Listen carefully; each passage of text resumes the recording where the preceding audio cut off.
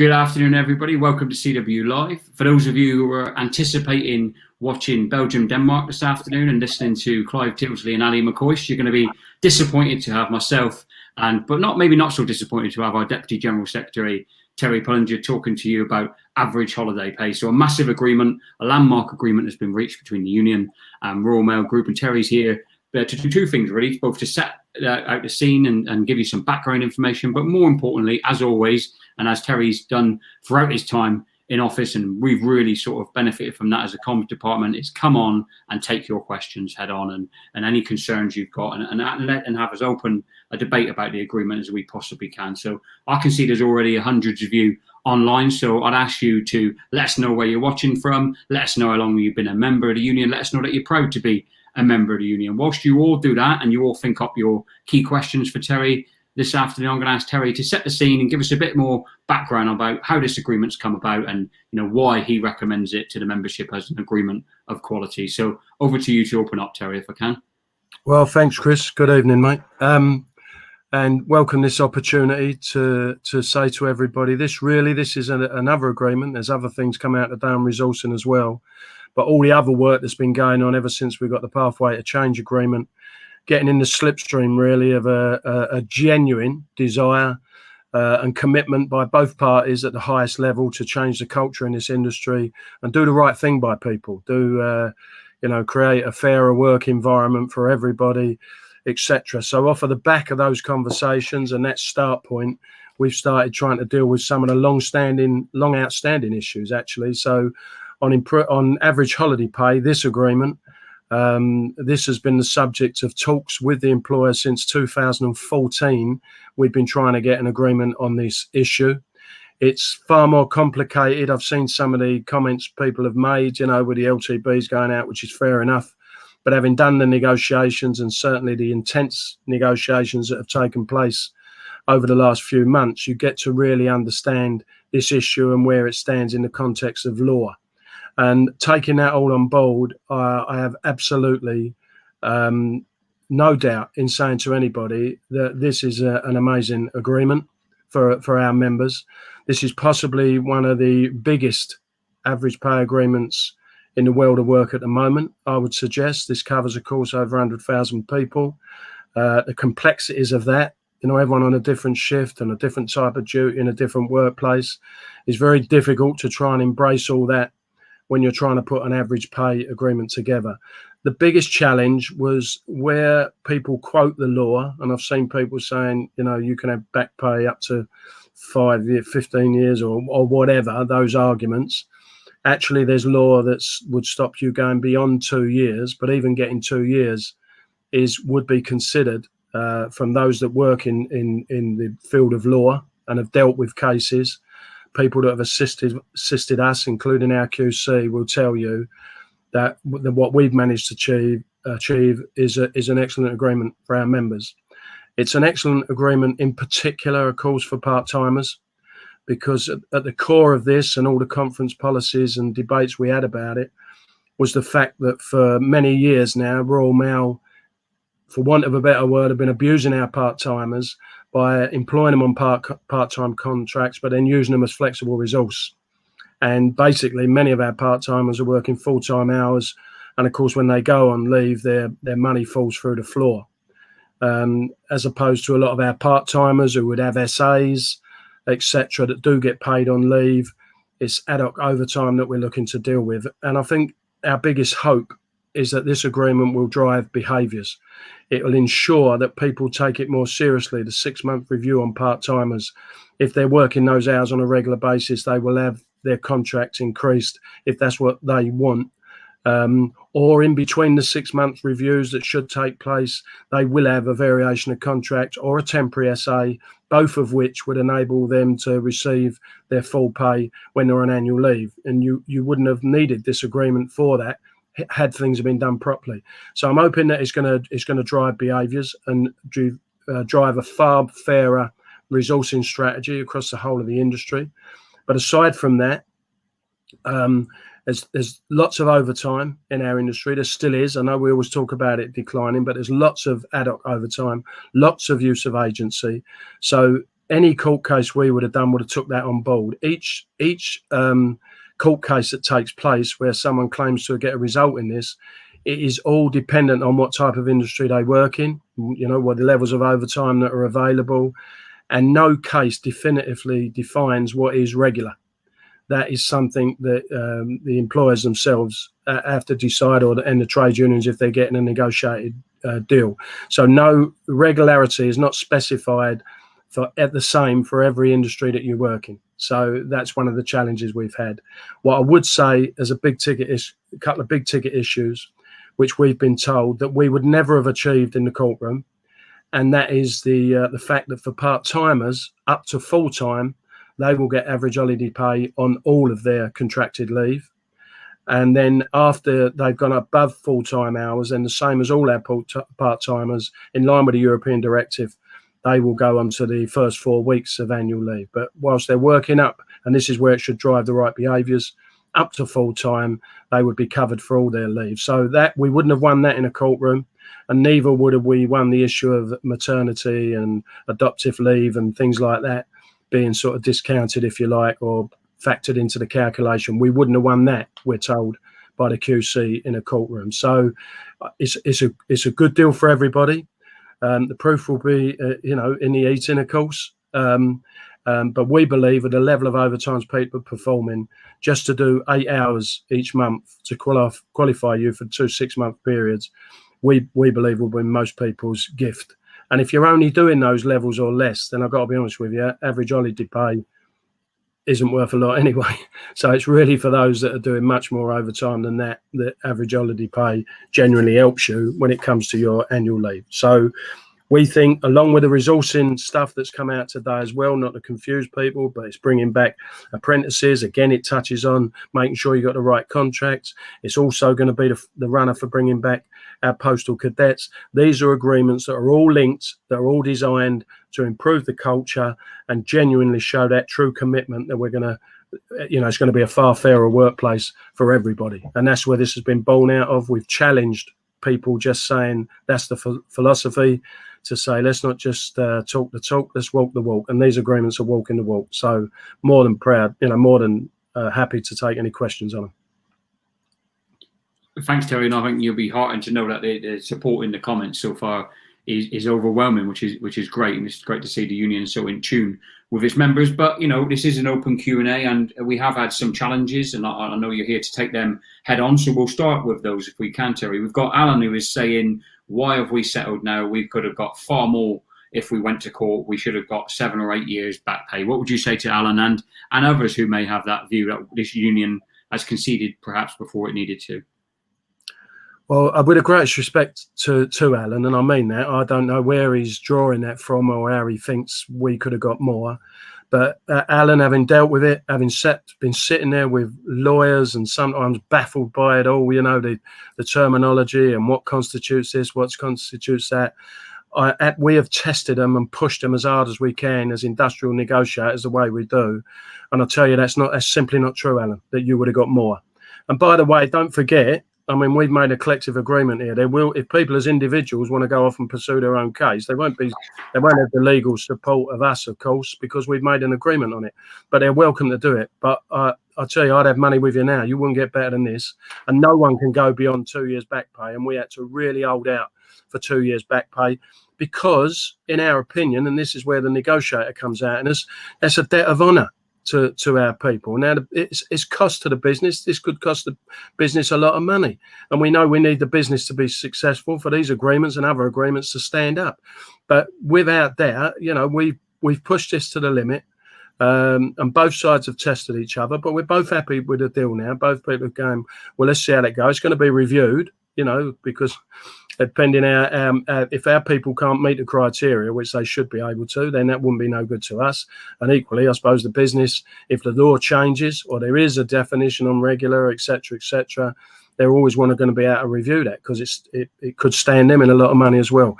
But Alan, I can't agree with you, mate. I don't know where you're drawing your information from, but some of these things are far easier said than done. These have been extremely difficult and complex negotiations. The company ain't even got the IT structure to deal with the complexity of this, which is why the agreement's structured the way it is, with 2 payments a year. Those 2 payments, one in May, one in November. I'll tell you what we've drawn on. Years ago, we used to have the improved holiday pay. A lot of our, long-serving people will know that. And that was based not getting your overtime, but getting on your allowances. Was paid, the average of your allowances was paid when you went on holiday. And those 2 payments, if they're made like that, then you don't need a brains of Lloyd George. There's one payment at the start of summer, which could help you out with your holiday. And there's another payment just before we go into Christmas, and it could help people out for Christmas. So they're nicely timed. And the agreement says that when the technology is there, we may pay it when people actually go on holiday. But it could be we all decide we prefer the two payments a year. But you've got to land somewhere, Alan. You've got to, somewhere along the line, you've got to do a deal. And don't always think you get the best deal out of courts, because it ain't served us very well in the courts over the last few years, mate. And there's no guarantee. The settlements that Royal Mail were doing, let me touch on this, Chris, sorry. The settlements that Royal Mail were doing to people out of court, they were just going back the last 12 weeks before someone's leave, okay? Now, they wasn't working out what regular was or defining what regular was. They were just weighing them out. The few people that put in claims, they weighed them out because that was far cheaper than having to go to court or having to establish an agreement which defines regular, which really makes them nervous once that's in a legal position, context. So it was up in the ante on all the claims, which enabled us to get this agreement. And we thank everybody for that and all the branches that helped us do that. But even if they'd have done a deal just based on the previous 12 weeks before you went on holiday, they still would have had, in an agreement with a union, there would have to been some sort of what defines regular within that 12 weeks. So whenever you do it over whatever periods, you've got to have what defines regular. You wouldn't get more than 2 years back pay. It's law in this country now. You can't go beyond 2 years.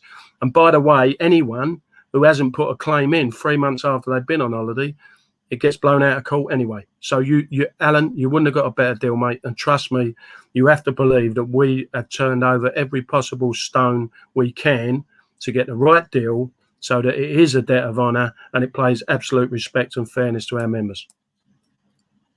Thanks, Terry. Again, sort of in the more difficult question bracket, or not difficult, really just challenging. I'm going to put both questions to you and give you the chance to set out the case. We've got Paul saying that once again in this agreement, part-time members have been shafted, and we've got Amy saying, I'm a full-time member, I've been shafted. So what would you say to Paul and Amy as they come from this from 2 different viewpoints, should we say? Well, as usual in this job, you can't win, Chris. You can't please all of the people all of the time. Part-timers being shafted, Paul, you really are having a laugh, mate. Part-timers, we would never have got the first 6 weeks up to full-time hours. And the part-time, the vast majority, if not, 98% or whatever of our claims were part-timers. And these guys have got high levels because obviously they're working every day. They're working above their conditioned hours every day. So those that are working up to full-time, etc. So they actually, we have constantly carried the accusation on our shoulders that we don't look after part-timers. The amount of time I've heard people say that to me at AGMs everywhere I go, and they was at the forefront of our mind here when we started to accelerate the cases. As I say, vast majority of part-timers, and in our settlement here. So you would assume most of these part-timers have been doing these excessive hours for a long time now. There was only 7,000 claimants, by the way, in total. Out of, we've got a membership of over 100,000 workers, and yet everyone is in the back pay arrangement here. So anyone who has met the criteria over the last 2 years is going to get a payment of some sort, whether they've only hit it twice in the calculation or 3 times or 4 times, they're going to get it. And I'll tell you now, the people who stand to make the most out of that are our part-timers, and rightly so, and good luck to them. And hopefully, because of that, it will drive, I repeat, the right behaviours. And those part-timers, if you want a proper straight opinion, in those offices, those people that are part-timers that have been doing that regularly all the time, they should have had a variation of contracts, or they should have been put on an SA, which would have covered that. So either management have been refusing to do it, or we haven't challenged it as a union locally. That's what's gone on. And I think this agreement will drive the right behaviours. So if management now know they're going to have to weigh these people out in this manner, then it suggests, you give them the proper contract. And by the way, our agreement in this agreement, it says that they should be on that anyway. And in the resourcing agreement, it picks it up again. So no, I'm sorry, I cannot accept the accusation. This front and centre of this negotiation has been our part-time members, without question. So I can't accept that, Paul. Amy, I don't think our full-timers have been shafted, as you said it. I just can't agree. Since 2014, SAs have been paid on annual leave. So there's more full-timers would do the SA than part-timers, because part-timers would just have been doing ad hoc. If the part-timers extra hours were SAs, they'd have been getting them paid on holiday, but they haven't been. They've been classed as ad hoc. Whereas full-timers tend to do a lot of SA, and that's already paid. Full-timers, the agreement is totally in line with the European directive, which is the first 4 weeks of annual leave. And once a part-timer goes above full-time hours, then they too will fall into the same category. And then the rest of whatever they do on overtime above full-time hours, they will only get that for the first 4 weeks of annual leave, the same as everybody else. Thank you, Terry. That's great. Moving through some of the questions there. Now, you covered off there, but we've had quite a few members ask 2 questions, which I think you would expect from a lot of people. One is, do they have to do anything, or is this an automatic process? And the second, which will be the classic whenever we reach this type of agreement, is when's it getting paid into people? So if you could pick up those 2, that'd be great, mate. Yeah. So like the reason 90,000 people who never put in a claim in want to know when they're getting their money. Well, I'm glad some of you will be getting some money. But it's only as a consequence of this agreement. If you are, once the agreement's ratified, the process will start. The IT is not in place. They got to do a manual calculation to do all this. So it'll be a little while, but we'll be straight in the talks with the business once it's ratified via a branch ballot, if it's ratified. So if it is ratified, that process will start. We'll sit down with them, and of course we'll try and get all that sort of stuff done as quick as possible. And the business will no doubt put the resource in to try and do it. What was the first question? Sorry, that was about when do I get it? What was the other one? Yeah, it was. Do I have to do anything to get it? Is it automatic? No, you haven't got to do anything. The only piece of work that's got to be done, of course, is we have to write to all the claimants and things like that, and because we've now got an agreement, so the objective has been secured. And if the agreement is ratified, we write to all those claimants, the same as we've spoken to all the lead cases. So for the vast majority of those claims, they were still way out of a court case anyway. So we've stayed the court case at the moment, which means it's sort of put on hold until we see whether the agreement's accepted. If the agreement's accepted, we have to then write, and that will be done centrally to all the claimants, saying we got an agreement. We recommend it's the best agreement that we could get, and it's for them as well, and asking them to withdraw their claim. And if they don't withdraw their claim, then they proceed on their own. That's their right to do that, but obviously they wouldn't have the legal backing of the CWU, because we wouldn't be, supporting people taking our agreement to court, of course. So that's just a fact of life. But I believe many of those people put in those claims on behalf of everyone else who's going to benefit from this agreement, and I think they'll be delighted that we've managed to achieve an agreement out of it. But everyone else, you've got to do absolutely nothing. They'll just all be dealt with by a centre. Thank you, Terry. Before we went on air, we talked about a question that we'd had from Ian Barnes, our area distribution rep up in South Yorkshire. A similar question put by Michael Rooney. Says, if you do schedule attendance at Christmas over a 4 to 6 week period, does that mean you won't meet the criteria for that 6 month period, as temporary Christmas SA doesn't qualify for pay? And it's similar to the point that Ian was making, is obviously it's SA, not overtime. What would you say to Michael and Ian in that instance? Well, what I'd say is that's an extremely good point. If it's not considered contractual overtime over Christmas, if it's not considered contractual overtime, as SAs normally are, and is not paid as such, then I think there's a legitimate argument to say that that's ad hoc overtime. So we'll have to take up that debate with the employer. If it is contractual overtime and you do get that factored into any leave you take, then of course you wouldn't, because this is about non-contractual overtime. But I raise a good point, Chris, and I'll ask the question.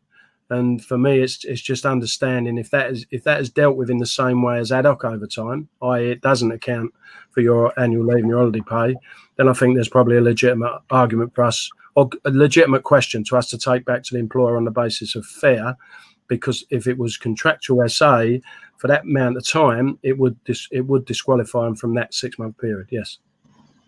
Thanks, Terry. We've got quite a few questions coming in on issues outside of this. We are going to be doing more sessions, more podcasts with Terry and the other officers as well. So, we'll make a note of those questions and certainly won't be ignoring them. One slightly related question coming, Terry, because we've got a couple of members who are saying that, they put their members in Parcel Force, the union doesn't care about them, and saying they don't think this agreement covers Parcel Force. What would you say to that? Yeah. The agreement covers Parcel Force, is written in there, covers Parcel Force. All our agreements cover Parcel Force. We've saved Parcel Force twice from oblivion. To say we don't care about Parcel Force, I'm sorry, guys, it's just a ridiculous statement. Even now, our biggest conversations that have taken place this week outside of these talks has been about Parcel Force.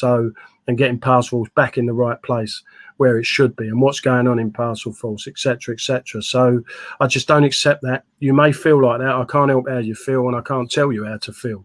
And I'm bitterly disappointed you feel like that. But I'm passionate about Parcels for obvious reasons. I used to be the officer looking after parcels, and we recovered from a £200 million loss when the government wanted to close Parcel Force. We turned it round. It was a fantastic business. It's a fantastic brand. And I don't know what's happened over the last a couple of years or whatever, but I've certainly sensed the mood that people have not been happy and not been treating right. But don't forget, we had a business. It's not surprising, because we had a business who didn't think Parcel Force was going to exist. Part of our dispute, and I think we've got something like about 5,000 members in Parcel Force, and the rest of this union, all of us, held out in our dispute and would have continued to hold out if the last thing they wouldn't agree is that Parcel Force did stay part of the group and still existed as a brand. So everyone stood by Parcel Force, not by me, all of the members of this trade union, and we should be proud of that.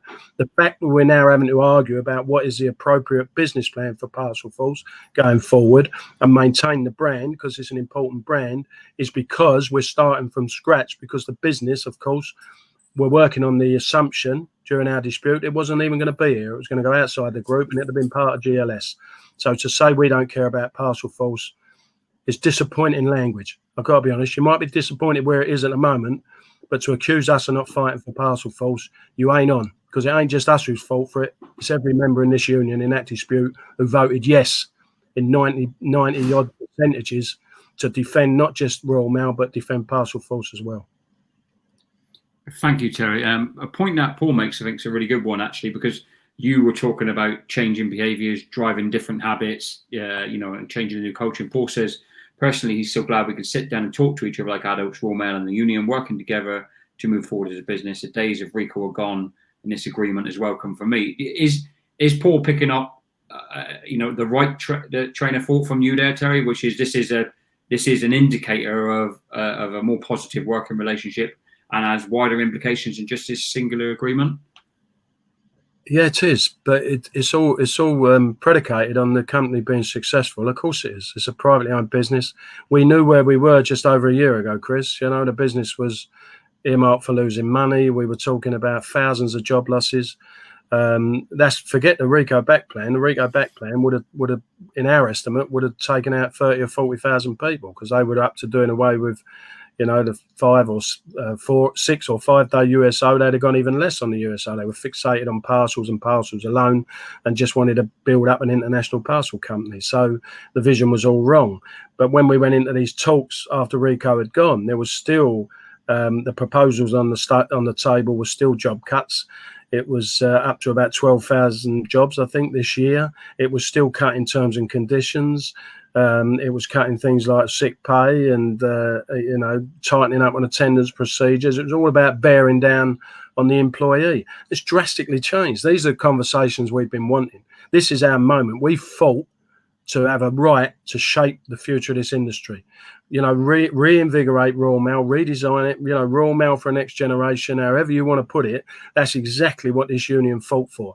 And we're doing it. And what a start we've had, because we're already talking about more products and services, more 7-day working. These were union policies as well, by the way. And we are getting work in, and but every now and again you get a dip. At the moment, there's a dip in revenue, there's a dip in parcels. And of course, you know, people look at the numbers. We're doing deals like this, which put money in our members' pockets, treat them fairly, treat them with respect, and reward them appropriately. But you ain't to be able to keep doing that, are you, if you've got a company that don't make no money? So the conversation now is far more, for me, this is the conversation we wanted. You can still be tough, and we are tough as a union. We force things like this agreement. You don't get these things from a business. They don't just come along, give it to them like a birthday present, do they? You have to argue your case, and you have to have strong logic. But if we improve the culture, it's massive in Royal Mail. You get the culture right, and people feel proud about the job. People feel motivated. You've got to have vocational sense of purpose, and so we should. You know, we are the darlings of our nation, of the UK, without question. You know, the brand of Royal Mail and how the people feel about their postal workers is massive.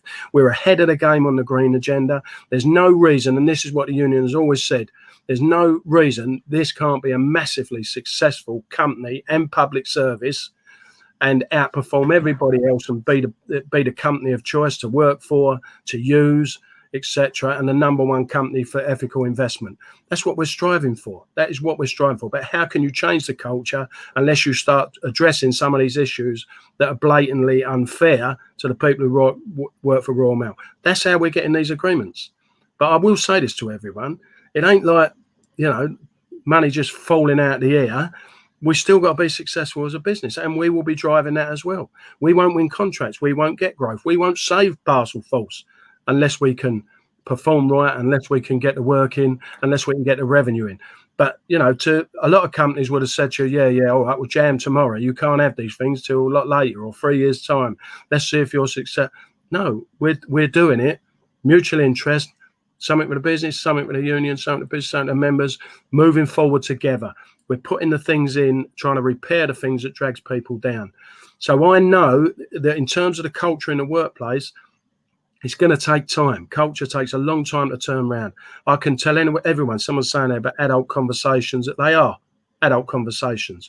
There's a lot of disquiet in the management community because suddenly they're being challenged about how we treat people, how we talk to people, how have we tried to get the best out of people, etc., etc. So everyone's getting challenged here to turn this business into the place to work and the place we want our children that are working. In the resourcing document, apprentices, 1,000 apprentices.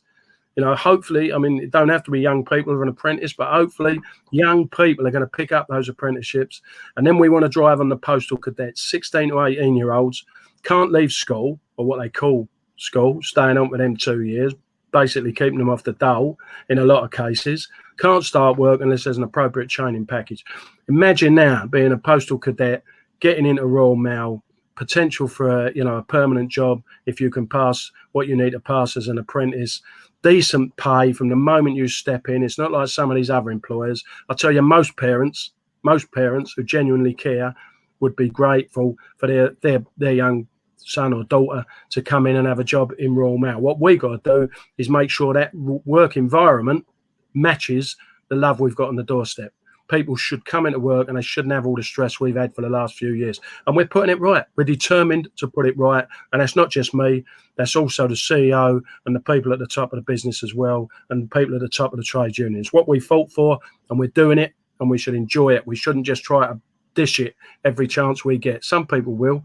But this, I'll tell you now, as difficult as this may be, if people think it's difficult and embracing change and embracing growth and everything else that goes with it, I'd far rather be sitting here than where we were 2 years ago or even a year ago when we're trying to deal with thousands of job losses and pay cuts, etc. This is the place to be.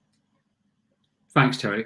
Fantastic. One of the things, that we've widely acknowledged in the last few months is that yourself and the CEO are building a far better working relationship, and we're seeing the fruits of that in agreements such as this, and we're seeing that with the other national officers as well.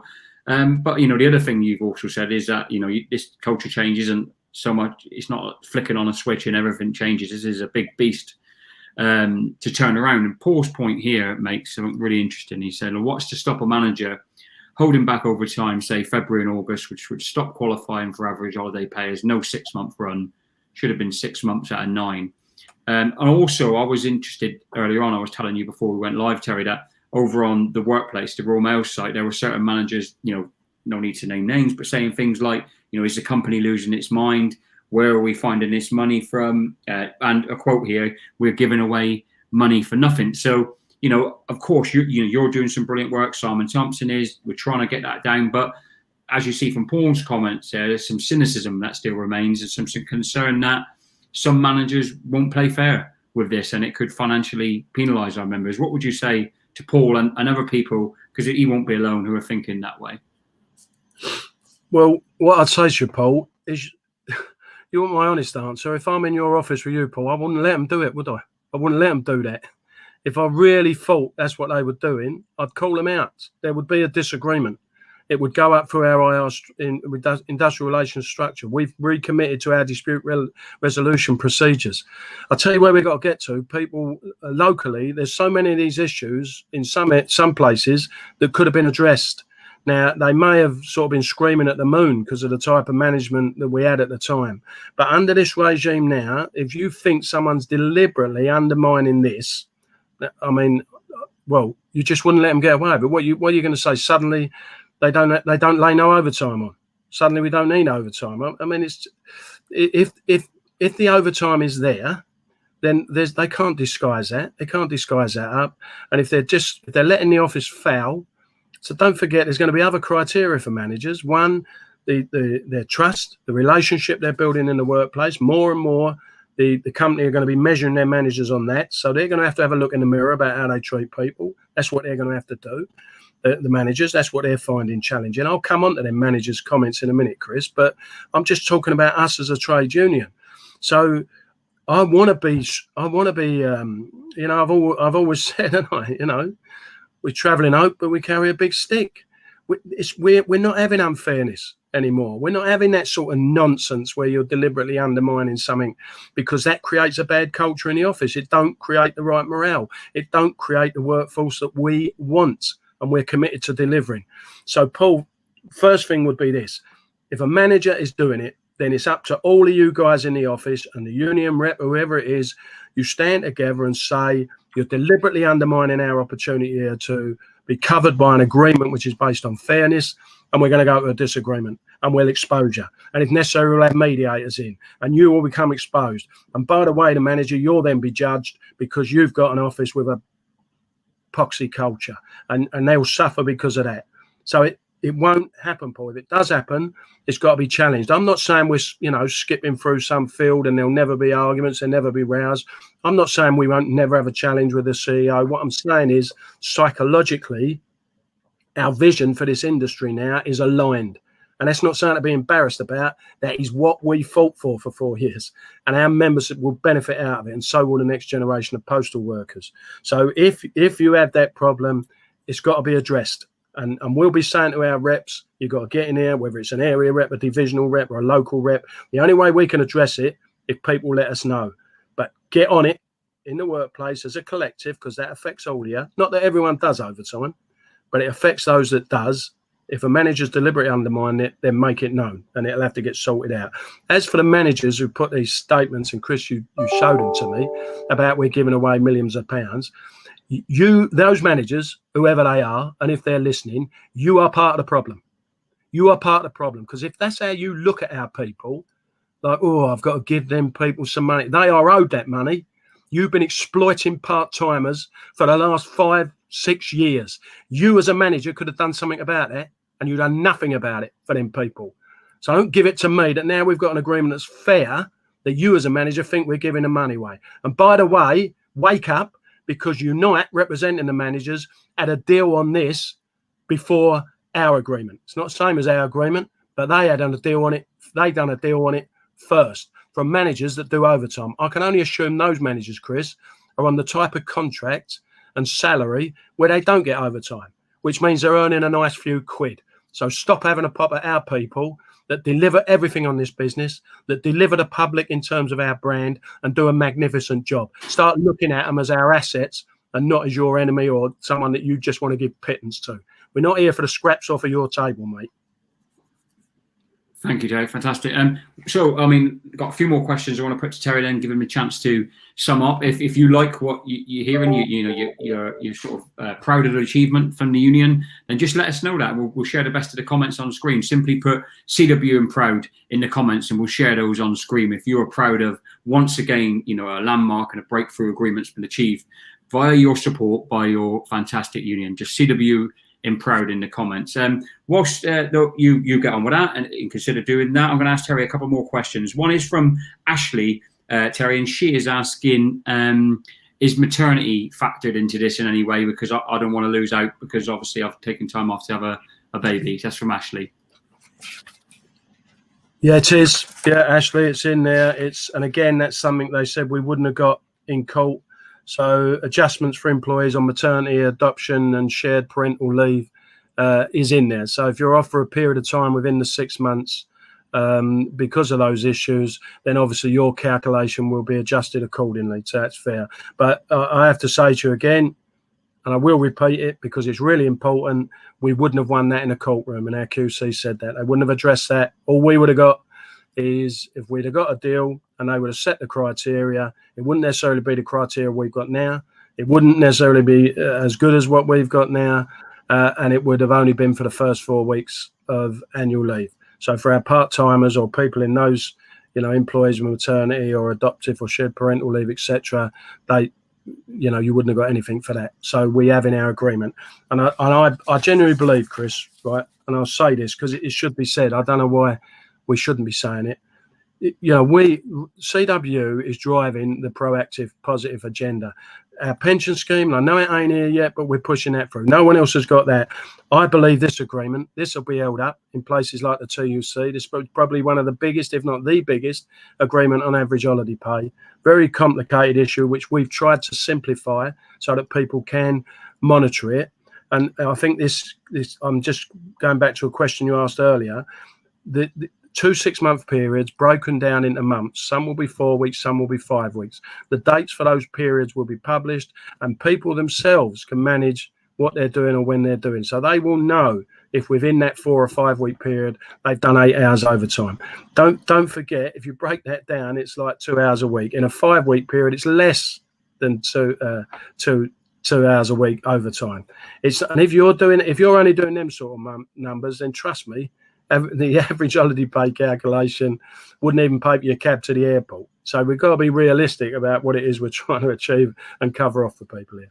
But don't forget as well, once you've reached the criteria of 8 hours a month, then all of your overtime is covered by this agreement and would be calculated as an average. Thank you, Terry. Brilliant. And thanks to everyone who's putting your comments in, how pleased you are with the agreement. That's fantastic. And there's a flood there. I obviously can't put them all up. Terry, one of the questions that's been asked a couple of times, in very good faith actually, people were saying they left Royal Mail due to ill health or retirement, and saying, is that captured within the agreement, or do they just lose out because they're not currently employed by the business? No, the deal is you've got to be in post at the time the agreement's ratified, or signed. So if it gets ratified and the day we sign it, everyone in post would get it then, even if they left after that. It's the same as when the payments are made, which is going to be sort of, because of the way they haven't got the technology there, it's going to be like 2 months after the end of each period. If someone leaves within that 2 months, they would still get that money. But if you weren't in post at the time we signed the deal, no, you won't. Thank you, Terry. Point here, and I think it's one that, because obviously this agreement is excellent. I mean, one that you and the union commend to the branches and the membership. But you were making the wider point, Terry, about, like, obviously this is an element with holiday pay, but what you actually want to do is regular reviews and giving people contractual hours. Neil Kidwell makes that point and saying too many part-time members doing full-time duties. Let's make sure revisions sort this out. Local reps have a unique opportunity to put this right. Is this another bigger picture issue coming out and emanating from this agreement, Terry, where actually we need to do far more in those revisions to make sure if people are doing those hours regularly, that's recognised on a contractual basis? Yeah, I mean, I think the European directive was born out of employers abusing people in respect of overtime, and a lot of that will be about these employers where people have got 0-hour contracts and all that sort of stuff, Chris. So it was born out of that. Let's not let's not dismiss it. We, our people are on decent terms and conditions. We do get annual leave pay. We do get sick pay, everything else. Years ago, you did overtime to save up for your holiday, didn't you? But we used to get, as I say, improved holiday pay for our allowances, etc., etc. But the European directive has come in, and it is there to protect people that in many ways are getting abused because their contract doesn't match the work they do. And it's not just the case there might be a bit of overtime here and there or a bit of coverage of annual leave or stuff. It's because they've been deliberately recruited on a job less than what's been required so that the company can flex. And that's what Royal Mail did. If people recall, Royal Mail went on a spree of offering lots of full-timers voluntary redundancy, not with outside of a deal with our union. They just went on a spree of that. And then they only replace those people with part-timers. Recruitment of late has only ever been part-timers. Well, you'll see in the resourcing agreement that also came out today, statement, if it's a full-time post that needs to be filled, then we fill it with a full-timer.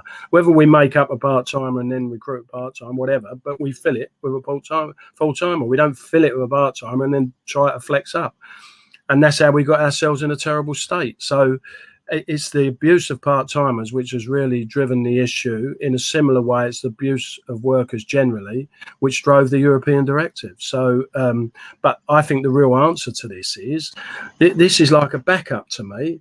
If you get the resourcing right and you get scheduled attendances in place where there is a need for regular earnings, and SA is good because it's guaranteed to you, but it's also paid when you're on annual leave, and it has been since sort of 2014. So we addressed that side. And that should have encouraged people to negotiate more SAs. With part-timers, as I say, there's 6-month reviews, but in between those reviews, so now I'm speaking to every rep out there, between those reviews, you can argue with the company or make the case, not even argue, you make the case logically, and it's in our agreements, that part-timer can even have a variation of contract, or you could make the extra hours they do SA. It don't have to be attached to their job. But if they're doing regular increased hours week on week, you can do that, then they would get their money on leave. Then this agreement would be irrelevant in a way. Then it becomes literally just about ad hoc. So it's about professional, fair resourcing practices. That's what this becomes part of, and that's what this should drive. If it doesn't, then of course the company's going to catch a cold, aren't they? If they're doing everything on ad hoc overtime, they're going to have a big money to pay out, where they thought they were getting away with that because they didn't have to pay it on annual leave. They've got to pay it. You have to pay. So either do the proper contracts, proper duties, proper contractual conditions, and people get it on leave, or if it's ad hoc, then we got the backup of this agreement. Thanks, Terry. We're coming right to the end of another excellent session. And to reiterate, we're going to be doing more of these with Terry and the other postal officers talking through various aspects of the agreement in the coming weeks and months, Terry. But I can't. Barry Adams has asked about 50 times, so I have to ask you this question, which is, who do you think is going to win the big game on Friday night? So that's the one for you. I'm not sure you can answer a question that's going to not upset somebody there, to be honest with you, though, Terry.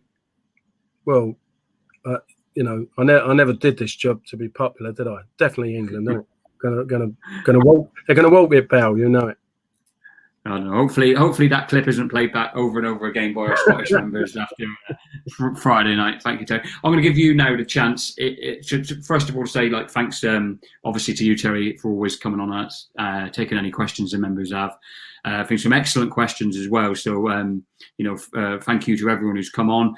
Obviously, you've got your branches as well to follow up your individual aspects of this. But to reiterate, as Terry said, the process is automatic, so you don't have to do anything if you don't want to. But if you have got questions, get in touch with your branch. And I'm just going to hand over to Terry now to give any final thoughts on the agreement and anything else you want to get across, Terry. Oh, I'll do that. But just before I do that, I'll say our mates and colleagues in Scotland are not the only ones that are passionate. And I think they would have answered that question exactly the same if you'd have asked them who they think is going to win on Friday. So good luck to everyone. Now, on this agreement, I genuinely believe the union should be very proud of it. I think there'll be lots of observers outside the CW once again on another agreement we've managed to achieve. To be honest, when we were trying to do our research, you'd be surprised the amount of big employers and big unions that haven't got an agreement yet around these type of issues, and they're not necessarily getting the joy through the courts. And I'd rather not. I'd rather we used our industrial strength and our intelligence to negotiate the right agreements for our people. And I think we've done it on this occasion.